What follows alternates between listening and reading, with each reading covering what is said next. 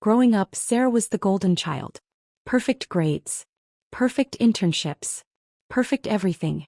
I was the cautionary tale, the one who threw it all away. Your sister graduated magna cum laude, Mom would say at every family gathering. She's clerking for a superior court judge. You could have had that too, Daniel. What they didn't know was that I did have that. And more. But I'd learned early that my family didn't want to hear my achievements. They wanted a narrative. Sarah was the success. I was the failure. Any evidence to the contrary threatened their story. So I stopped sharing. When I got into Yale Law, I told them I was taking classes. When I graduated top of my class, I said I finished the program.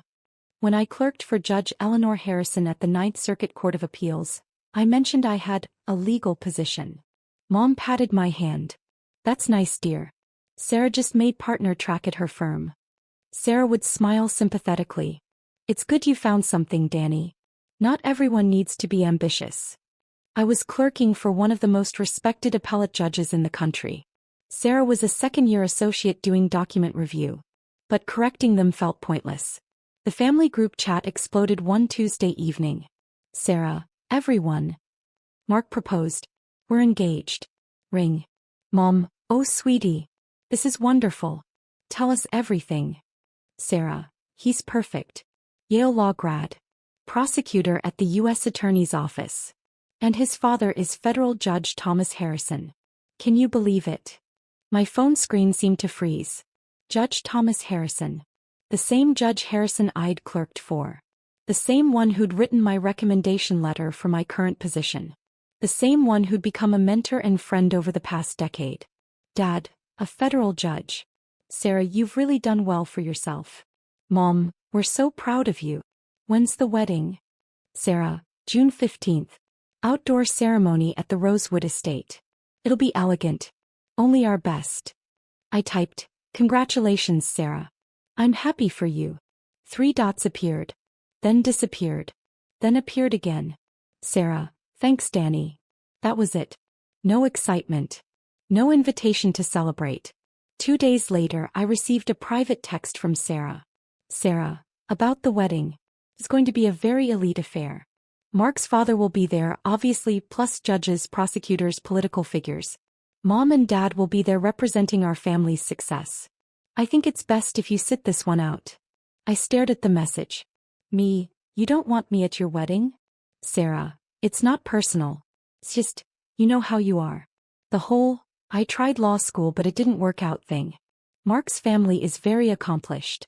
His father takes professional achievement seriously. I can't have you there telling people you dropped out or whatever story you're telling these days. Me, I see. Sarah, I knew you'd understand. You've always been more low-key anyway. This just isn't your scene. But I'll send you pictures. Me, congratulations on your wedding, Sarah. I set my phone down and looked at the framed photo on my desk. Me and Judge Harrison at my swearing-in ceremony. I was now Judge Daniel Rivera, presiding over the U.S. Court of Appeals for the Ninth Circuit, the youngest appellate judge appointed in 20 years. Judge Harrison had championed my nomination. He'd testified before the Senate Judiciary Committee. He'd called me the finest legal mind of his generation. And now I was apparently too embarrassing to attend his son's wedding. I could have corrected Sarah right then. Sent her a photo of my chambers. Forwarded my Senate confirmation hearing transcript. Explained that her future father-in-law and I had lunch every month. But something stopped me. Maybe it was years of being dismissed. Maybe it was curiosity about how far this would go. Maybe I just wanted to see if anyone in my family would ever ask about my life instead of assuming. I replied simply, understood. I hope you have a beautiful day. The family group chat continued buzzing with wedding planning, dress shopping, venue tours, guest list debates. Not once did anyone ask why I wasn't involved. Mom posted in the chat, Sarah, what about Danny? Is he in the wedding party? Sarah, Danny's not really a wedding person. He's going to sit this one out. More intimate that way. Dad, that's probably for the best. Keep it to successful family only. Make a good impression on the judge's family. Successful family only. I closed the chat and returned to drafting an opinion on a First Amendment case. Just another day at the office for the dropout. Over the next 3 months, the group chat was relentless. Mom, we met Mark's parents today. Judge Harrison is so distinguished. He has a portrait in the federal courthouse. I'd sat for that same portrait tradition 2 years ago. Sarah. His father told the most amazing story about a Supreme Court case he worked on. Mark comes from such an accomplished family. I'd heard that story. I was there when it happened. Dad, the judge seemed impressed with our family. Sarah really landed well. The irony was suffocating. 2 weeks before the wedding, my clerk Jennifer knocked on my chamber door. Judge Rivera? Judge Harrison is online too. I picked up. Tom, how are you? Daniel. I'm calling about Mark's wedding. You're coming, right? He said the invitations went out months ago. I paused. I wasn't invited, actually. Silence on the other end. What do you mean you weren't invited? Your family. Sarah is your sister. She felt it would be better if I didn't attend. Didn't want to embarrass the family in front of accomplished guests. Tom's voice hardened. Embarrass them? Daniel, you're a federal appellate judge. You're more accomplished than half the guest list combined. They don't know that. How do they not know? You were confirmed 2 years ago. It was in every major newspaper. They don't really ask about my life, Tom. They have their narrative. I'm the dropout who couldn't hack it. Sarah is the successful one. Correcting them seems exhausting. He was quiet for a long moment. Does Sarah know Mark and I know you? No. I don't think Mark knows either. Your son started at the U.S. Attorney's office after I clerked for you. We've never crossed paths. This is absurd. I'm calling Sarah right now. Tom, don't. Please. Let it play out. Why would you let them treat you like this? Because I want to see if anyone will ever just ask. If anyone will ever be curious about my actual life instead of the story they've invented. Tom sighed. You're a better man than I am. But I'm not playing along with this farce. You're coming to that wedding as my personal guest. I'll have Mark add you to the list. Tom. Non-negotiable, Daniel. You're family to me if not to them. You'll be at the head table with the wedding party. I insist. June 15th arrived with perfect weather. The Rosewood estate looked like something from a magazine. White chairs in rows, flowers everywhere, a string quartet playing softly. I arrived in my best suit, carrying the crystal vase I'd selected as a wedding gift. Tom had indeed added me to the guest list, placed at his family's table. I checked in at the registration table. The coordinator smiled. Name, please. Daniel Rivera. She scanned the list. Oh. You're at table 1. That's the family table with Judge Harrison. Right up front. I thanked her and walked toward the ceremony area. That's when I heard Mom's voice. Danny? What are you doing here? I turned. Mom and Dad stood there in formal attire, both looking confused and slightly horrified. I was invited, I said simply. Dad's face reddened.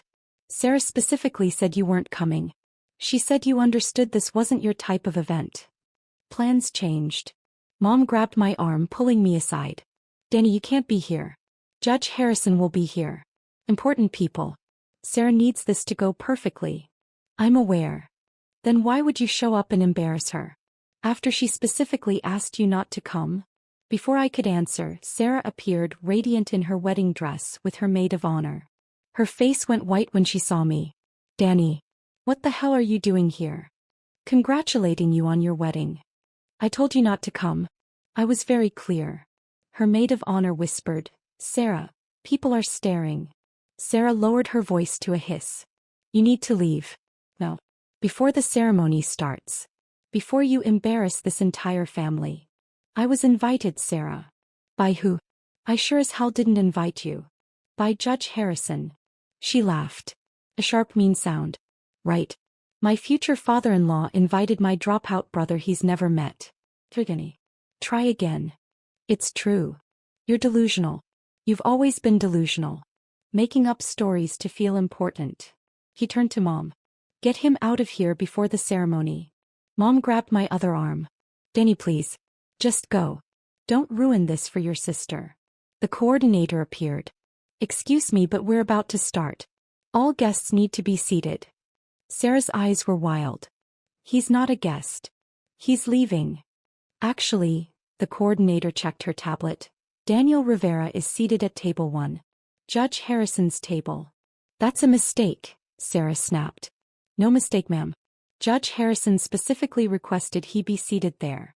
Called this morning to confirm. Sarah's face went from white to red. That's impossible. The coordinator smiled politely. Nevertheless. Sir, if you'll follow me to your seat. I looked at Sarah. She was trembling with rage. Congratulations on your wedding, I said quietly, then followed the coordinator. Behind me I heard Mom.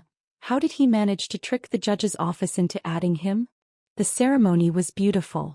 Mark seemed genuinely in love with Sarah, and she glowed walking down the aisle.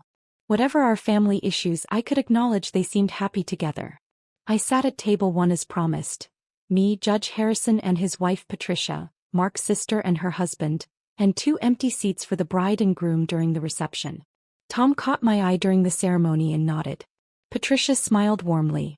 She knew the whole story. Tom had filled her in years ago. When the ceremony concluded, guests moved to the reception area for cocktail hour. I stayed back, not wanting to create drama before dinner. That's when Mark approached. Daniel Rivera? I turned. Yes. I'm Mark. The groom. He extended his hand, looking puzzled. My father said you were here, but I don't think we've met. We haven't. Congratulations on your marriage. Thank you. I'm sorry, I'm a bit confused. How do you know my father? I clerked for him. Years ago. His eyes widened. You clerked for my dad? He never mentioned. Wait, Daniel Rivera. Oh my God. You're Judge Rivera. 9th Circuit. That's right. You're Sarah's brother? The one she said dropped out of law school. I'm her brother, yes. Mark's face went through several expressions in rapid succession. Confusion. Realization. Her. She said you dropped out. She said you were working random jobs. She said you'd be embarrassed around accomplished people. She has a particular narrative about me. But you're a federal appellate judge. You're one of the youngest ever appointed. Your confirmation hearings were legendary. You had unanimous Senate approval. Dad talks about you all the time. He says you're the best legal mind he's ever encountered. That's kind of him. Mark ran his hand through his hair. Does Sarah know? No. Does your family know? No. Why not? They never asked. He stared at me. They never asked what you do for a living? They have their story. I'm the failure. Sarah is the success. Anything that contradicts that, they don't want to hear. This is insane. Tom appeared, Patricia on his arm. Mark, I see you've met Daniel. Dad, why didn't you tell me Sarah's brother is Judge Rivera? I assumed you knew. He's family. Sarah told me he dropped out of law school. That he was unemployed. That she didn't want him at the wedding because he'd embarrass us. Tom's face hardened. She said what? Patricia touched his arm. Tom. Not here. Not now. But Tom was already looking across the reception area to where Sarah stood with Mom and Dad, holding court with a circle of guests. This ends now, Tom said. Dinner was called. Guests found their seats. I was at table 1, directly in front of the head table where Sarah and Mark would sit with their bridal party. Sarah walked into the reception hall, stopped and stared at the seating arrangement. I was between Tom and Patricia at the judge's family table. The seat of honor. She made a beeline for our table. There's been a seating mistake, she announced. Tom stood. No mistake, Sarah. Daniel is seated exactly where I want him. Judge Harrison, I appreciate you being kind, but my brother doesn't need to be at the family table. We have a seat for him in the back. Your brother, Tom said slowly, is seated at my table because he's family. To me. Sarah forced a laugh. You're very sweet, but you just met him today. Danny probably told you some story. I've known Daniel for 12 years, Tom interrupted. Since he clerked for me after graduating top of his class from Yale Law. The color drained from Sarah's face. Mom appeared. Is everything all right? Your son, Tom continued, his voice carrying now, drawing attention from nearby tables, is one of the finest legal minds I've ever encountered. Which is why I championed his nomination to the 9th Circuit Court of Appeals 2 years ago. Mom laughed uncertainly. Danny isn't a judge. He's Judge Daniel Rivera, Patricia said firmly. Confirmed unanimously by the Senate. The youngest appellate judge appointed in 2 decades. And one of our dearest friends. Sarah was shaking her head. No. That's not possible. Danny dropped out of law school.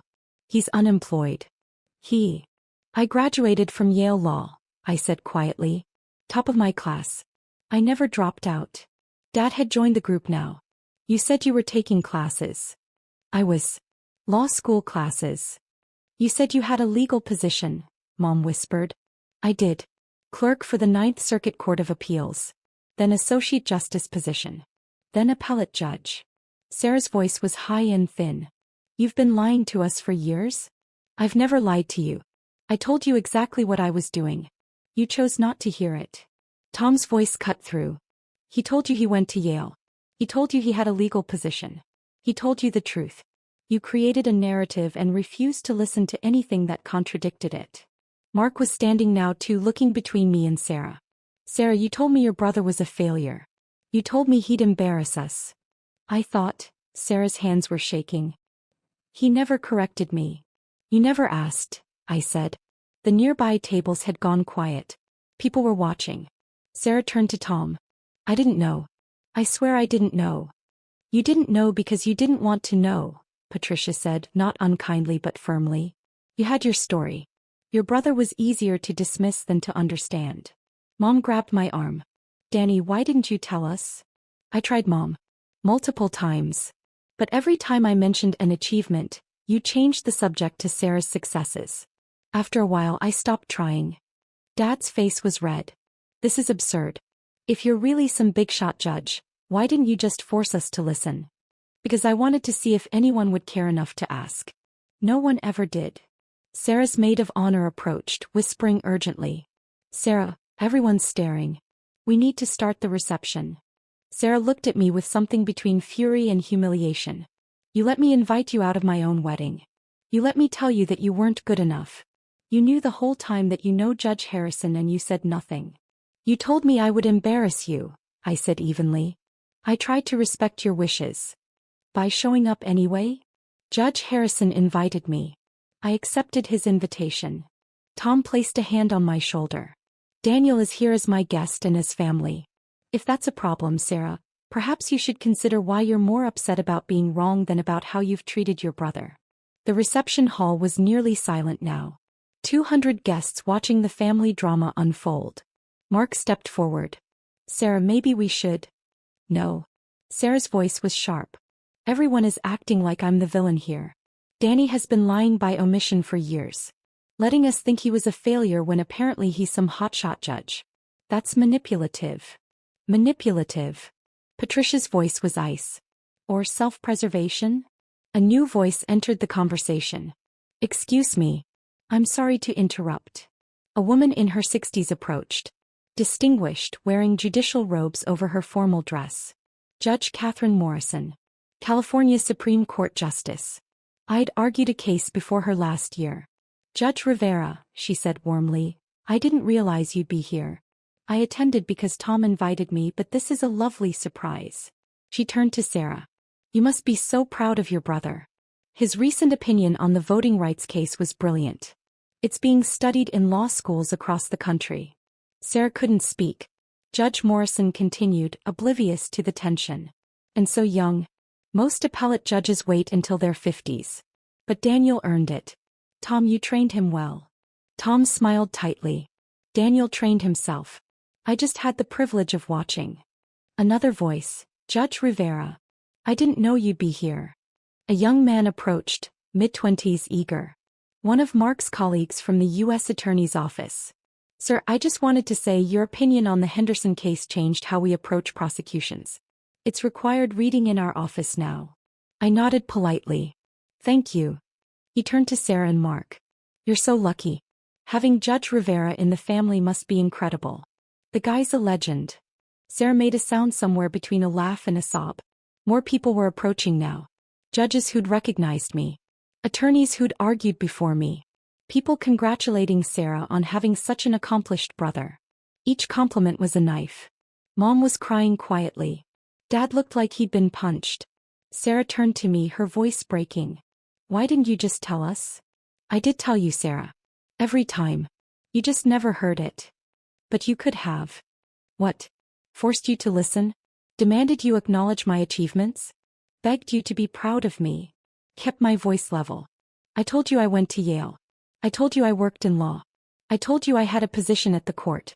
You chose to hear dropout and unemployed. That was your choice, not mine. Mark touched Sarah's arm. Sarah, he's right. I remember you telling me he dropped out. You said it multiple times. You said he was the family embarrassment. Because that's what I thought. Sarah's voice cracked. That's what Mom and Dad always said. We never said drop out, Mom protested weakly. We assumed. You assumed I was a failure, I finished. Because Sarah was the golden child and there could only be one success in the family. That's not fair, Dad said. Tom's voice cut through. Actually, David, it is fair. I've heard Sarah describe her brother exactly that way. The dropout. The embarrassment. The one who couldn't hack it. He looked at Sarah. You specifically told my son that Daniel would embarrass us at this wedding. Sarah was sobbing now. I didn't know. You didn't want to know, Patricia said gently. There's a difference.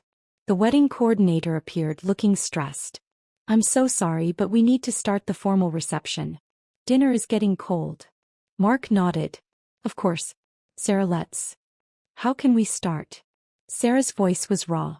Everyone just heard that I disinvited my brother, a federal judge, from my wedding because I thought he was a loser. Well, Tom said quietly, you did do that. Sarah turned on him. You knew. This whole time you knew and you didn't tell us. I assumed Daniel had told you.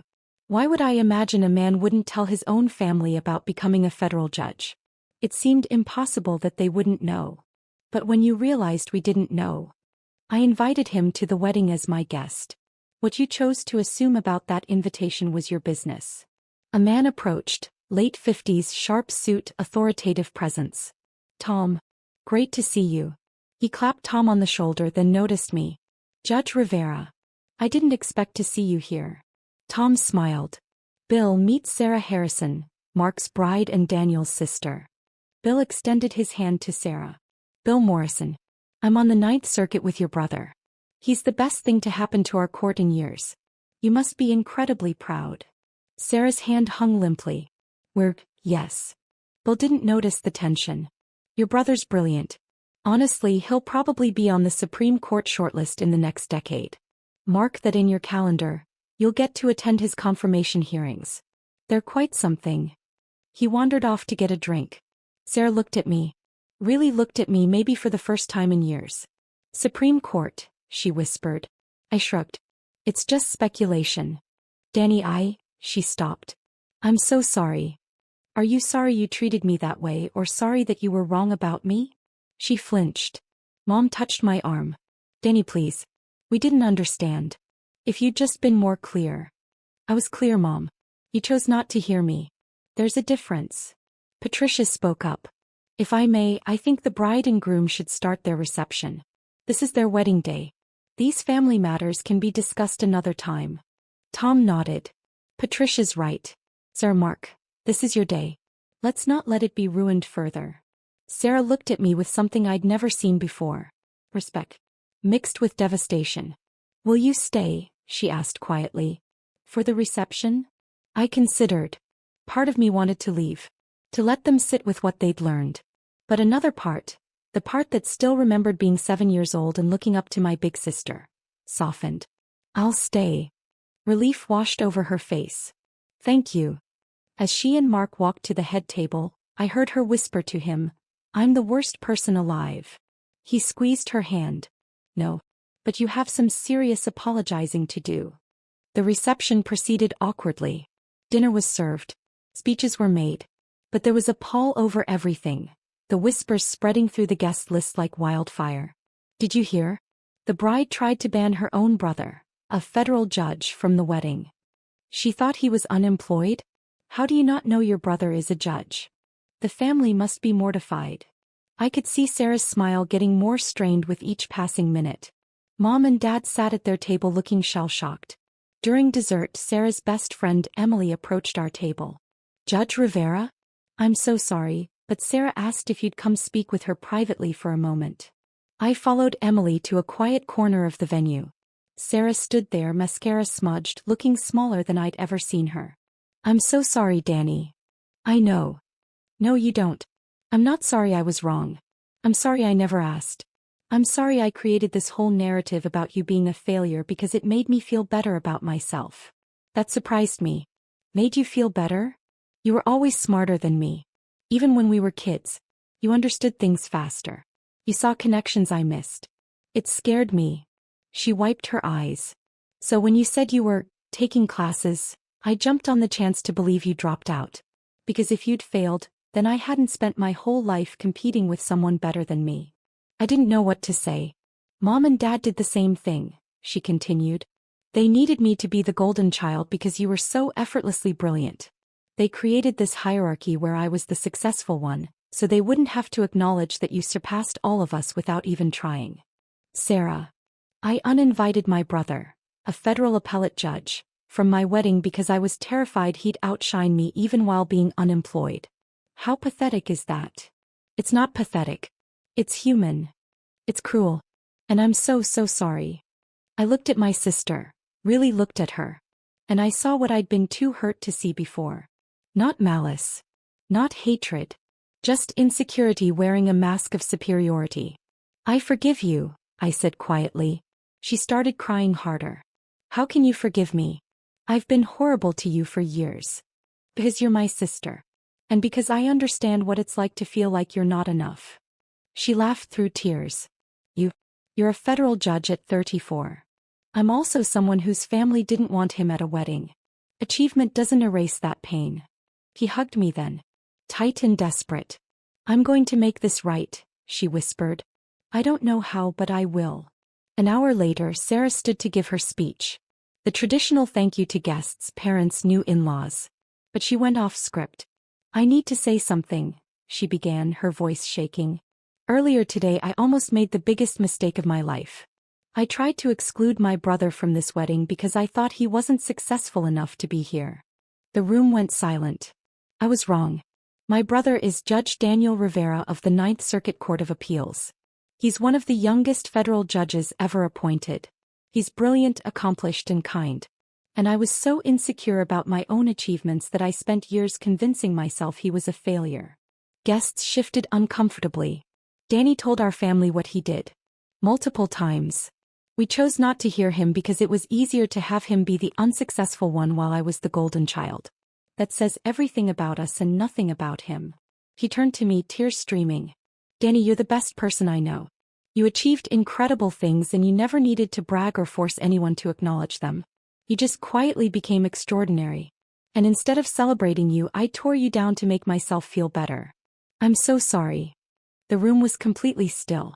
So I want everyone here to know, my little brother is my hero.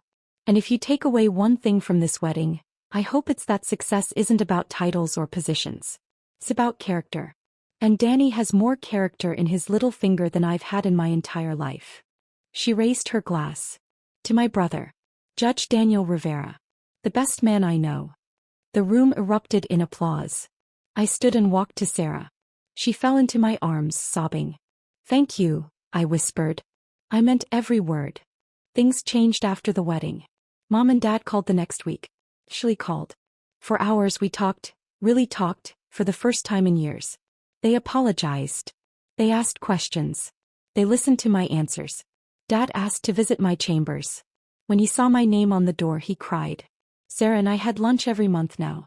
She'd started therapy, working through the competitive dynamic our parents had created. She asked about my cases, my life, my experiences. Mark became a genuine friend. We discovered we both loved basketball and started playing pickup games on weekends. Tom and Patricia had me over for family dinners.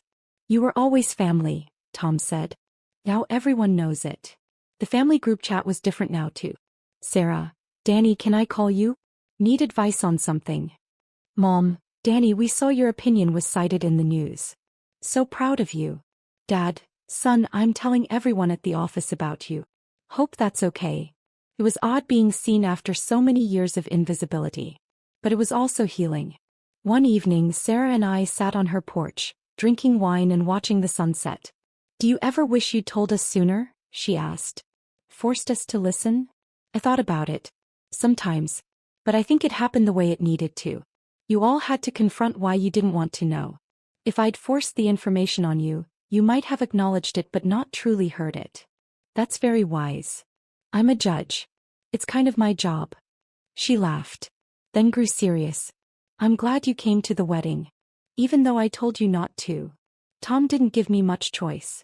Dad wanted to know why you'd let us treat you like that for so long. Why you didn't fight harder to make us see you. What did you tell him?